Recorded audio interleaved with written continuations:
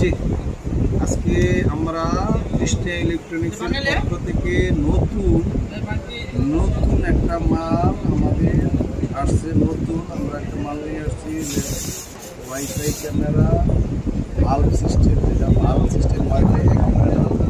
এটা অরিজিনালি 1080 এবং আগের চেয়ে রেজুলেশন অনেক হাই রেজুলেশনের এই ক্যামেরাটা এখন আমি আপনাদেরকে খুলে দেখাচ্ছি। হ্যাঁ, ক্যামেরাটা original high definition with motion trek.